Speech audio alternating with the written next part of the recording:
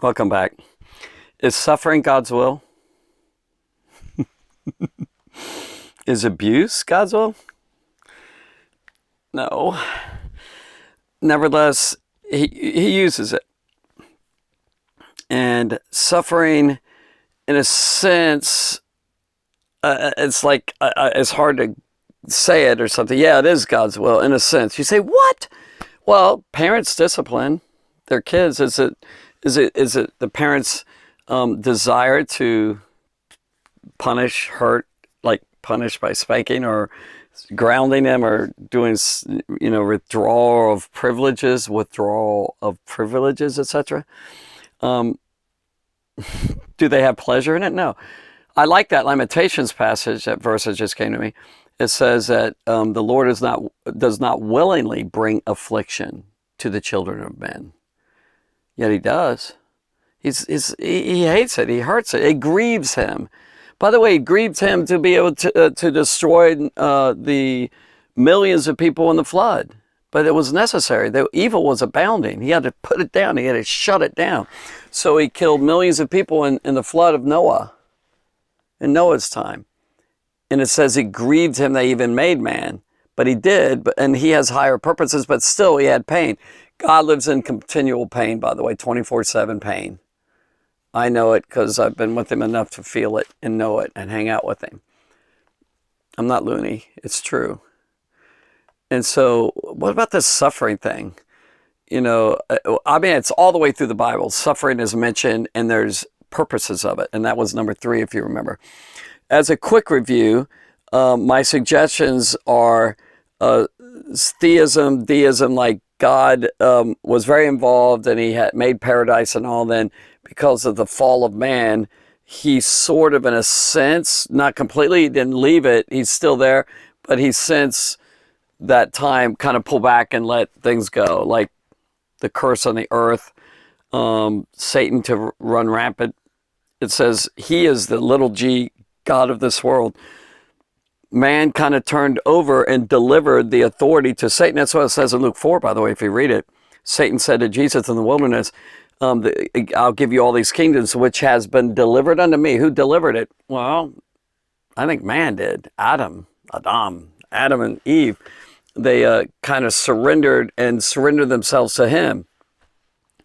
By the way, this is a really mixed passage, and I can't completely understand exactly all its workings, but Satan causes a lot of the suffering, not God.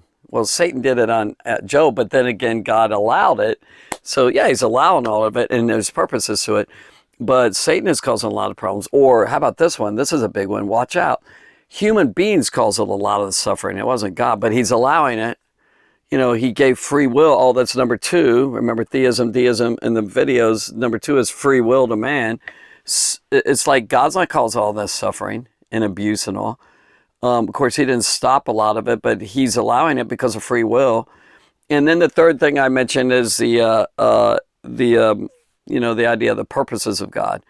And I mentioned that because He's all good, all wise, and all powerful. Just those 3 things alone, it really makes a sturdy foundation for faith. Because of who God is. But the next one I'd like to discuss is along the lines of purposes, and that's a philosophical reason, I would say. I'm sure it's in the Bible. It's inferred. It's indirectly hinted at and all, and that is that there is no depth, I don't believe, without suffering. And in other words, people who just go through life just on the top and really no deep suffering, a lot of these people can stay surface type people. But the person who goes through a lot of pain and experience depth of misery and pain and all that, they're candidates, in my opinion, for a deeper walk with God, because God is infinite in His depths, D-E-P-T-H-S, that of feeling and pain. Pain just has a way of just breaking up the inner being, and you go further. Your capacity is enlarged. You'll be able to handle more than people who just, have everything together. Certain people who are wealthy, of course, they can have pain, no doubt. everyone experiences some sort of pain. There's sort of like, I would say, there's levels of it, right? Everybody knows this. But here's kind of a little picture here that I drew. I like drawing sick figures a lot. But suffering and all, these people up here, especially these two, they got it pretty easy. They're in a really nice, easy lane here. It reminds me of Asaph, or Asaph in Psalm 73. You know, like they're the wicked a lot of times have it easy. You know, the wealthy and all that.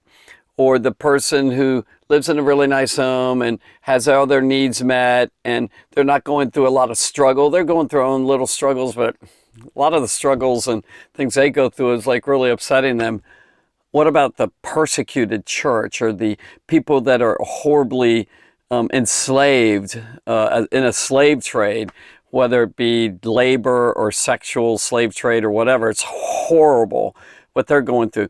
So I'm going to suggest that the people who go through deeper suffering down here, like especially these guys who are on the very bottom right here, they're in the bottom of the dregs of humanity, and they're really abused and enslaved, and people go through really deep suffering. I think God can, if the person allows God to work in them and realize that God has a purpose in them, God has actually given them a chance to experience the depths of God's love for others. Like they can love the accusers, they can love the oppressors, they can love the slave holders, they can actually love the people who are hurting them and abusing them.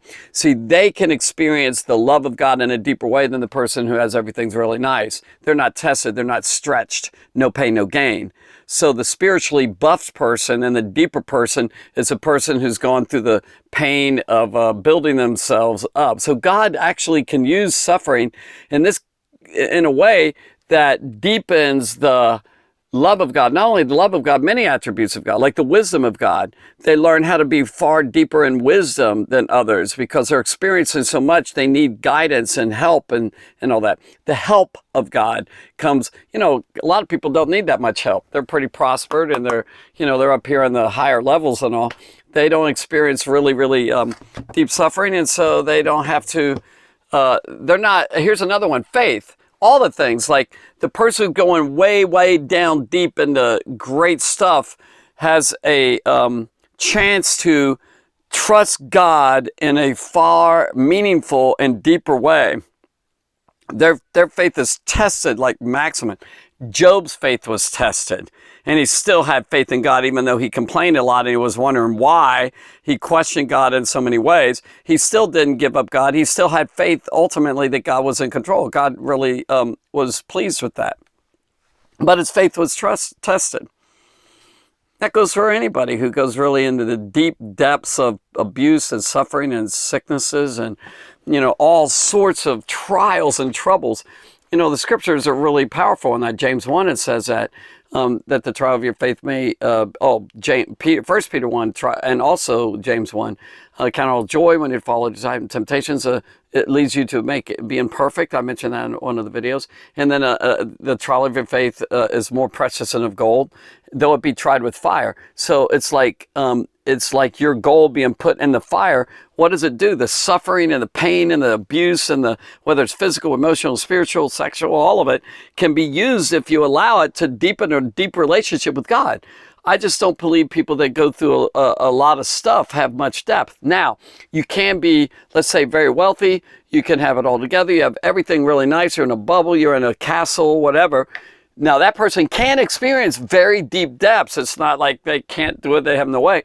If they get close to God, they can get in a deep intercession and go doing, giving, missionary stuff. They can really give of themselves, roll up their sleeves and serve the poor that's going through a lot. They're not going through a lot of suffering themselves, but they can enter humanity's suffering and still become deep. So that's a caveat to all this. Paul said that he may know the fellowship of Jesus' sufferings. He wanted it badly. He wanted to go deep into sufferings. See, suffering and abusive things and all that can be good if it's used properly to deepen and develop and to change the character. Pressure that people go through can produce all sorts of stuff. It also eliminates all the other minerals, like put it into gold, zinc, lead, or whatever else is there, magnesium or whatever, that is not gold, can be burned out. So suffering can be a really good thing. And God sees it that. As a matter of fact, one of my very favorite verses when it comes to suffering is 1 Peter chapter 1. It says, even as Christ has suffered for us, arm yourselves likewise the same mind, the same type of thinking, for he that has suffered in the flesh has ceased from sin. Wow. Woo. I want to cease from sin, like no sin in my life, that I might not live any longer to the lusts of men, it says, but to the will of God for the rest of my life. Well, how do I get that? How do I live where sin is gone, sinless? You're walking perfect and blameless before God. Suffering. That's just one verse right there that's just powerful. There's depth to the righteousness that's in that character, the purity that's in that character. Impurities are pushed out if you let it. The sufferings really allow you to go deep into the love of God. People who have gone through deep suffering from others and persecution can find the deep love of God like nobody else can, the goodness of God. This person is good to no matter what people are doing to that person that's Christian. The more they lay it on, the more God gives them grace that is sufficient for them. For their weakness, his power is made known. So you can't know the power of God really deeply if you're going through everything nice and everything's really pretty. Everything's, just nice, perfect little box in a nice sheltered location, instead of going through all sorts of turmoil and pain. Paul had a deep relationship with Jesus, in my opinion. It's because he went through so much. So I'm trying to give the perspective here that even kids who's gone through horrendous abuse at a young age, which they were totally helpless, they were stuck in that position, they couldn't just leave or anything. Adults can get out of situations, kids can't a lot of times. If they were to embrace all these principles, these truths that I'm sharing here, that God they're candidates. That's a good way of saying they're a candidate for a deep relationship with God, where God can heal them, restore them, and take them deep into them forgiving the perpetrators. The people who abuse them. They can experience the sweet love and the forgiveness of Jesus Christ. Jesus, what did he say? Father, forgive them, for they know not what they do, after he was going through horrendous abuse. It can be sweet stuff if allowed. One can avail himself to say, Lord, please take me into your presence, into your bosom. Take me close to you, O Lord Jesus, and to you, O Father. And I want to know you in the fellowship of your sufferings. I want to know the sweetness of your soul and your heart and your love and your wisdom and your everything, that you have to offer. And that person can experience the depths of God. Is it worth it? Yeah, it really is. It's worth going through a whole lot. All right, I'm trying to keep this short. I'm sure that if I sat here, there's so many passages throughout the Bible on this of suffering and how God uses it to change you. I'll give you another one real quick. Like I just happen to think of this out of nowhere, really. David, running from Saul. He was told by Samuel he was anointed as king, and he didn't become king for 13 years later. I think it's 13 years. What's that? Why didn't he just become king? He went, to go to the top. Or how about Joseph? He was, oh man, is that 13 years also? 13, 14 years. He went through, he was abused by his brothers and almost died in a well, was put in a slavery thing and sold to Potiphar. Then lied upon, then he's thrown into prison. I mean, it's just, when it rains, it pours. When suffering happens, it gets worse. Things in our lives gets worse and worse. All sorts of stupid stuff. He was falsely accused. It's a lot of suffering when he's not even, he's innocent. He's not even guilty for anything. And then in prison, he had to be there for a long time. God blessed him throughout that thing. He was raised as the highest in Potiphar's house, highest in the prison, right-hand man of the jailer. And then from there, God pulled him up and he went to the top. And remember what he said to his brothers? You meant this for bad, but God meant it for good. This is Genesis chapter 37, verses to 50, practically 50. So God used it, and he saw the thing. And by the way, he saved the lives of his brothers and Israel and the world because of his suffering. And look at the sufferings of Jesus, how he saved the world through that suffering. Are you getting it? It's beautiful. Suffering is actually really beautiful. So I'm not like I'm trying to give God a cop out, trying to get him like out of this jam that he's been put in. No, God has purposes and reasons for all of it. Yet he suffers along with us. He identifies with it deeply. The writer of Hebrews said, he said, he's easily touched. Jesus is easily touched by the feeling of our infirmities. And he was made like unto his brethren. He's made like us. And he as high priest experienced temptation without sin. This is all Hebrews chapter 3 and 4. All these sweet verses in there. And he said he's easily touched by the feeling of our weaknesses and our infirmities and even our sins and everything. He goes through it with us. He's in there in the middle of it, feeling it, experiencing it, and then infusing into us the sweetness of his mercies to others and love that he experiences. It's worth it. It's worth going through a whole lot for Jesus because you know him more. You know how sweet he is and how wonderful he is. And you can't experience that, I don't believe, the depths of it. There's no depth to people that don't experience anguish and misery and pain and suffering. I don't think people can really, if they're abstinent from that, there's no experience of it, they can never know the depths of God. Because the depths of God is pure suffering. He goes through pure suffering all the time. He's being beat up and abused. Speaking of abuse, people ignore him continually, and he gives them and gives. He gives grace and love and mercies, and he faithfully feeds people, and he gives the sunshine and rain to the just and the unjust. He gives all their needs. He meets their needs, prospers them, does all this, and he experienced continual rejection. Continually. A lot of these suffering and abusive people experience, it's one of the deepest things that human emotions can experience is nothing but flat out rejection. Just being rejected by people. There's a hatred that they experience, and there's a hatred continually from almost everybody on this earth from God. And indifference, in my opinion, is an expression of hatred. Indifference, who cares about God? Who cares? I'll live my life as if there is no God. What a horrible thing. He gives and blesses him and loves him and all that.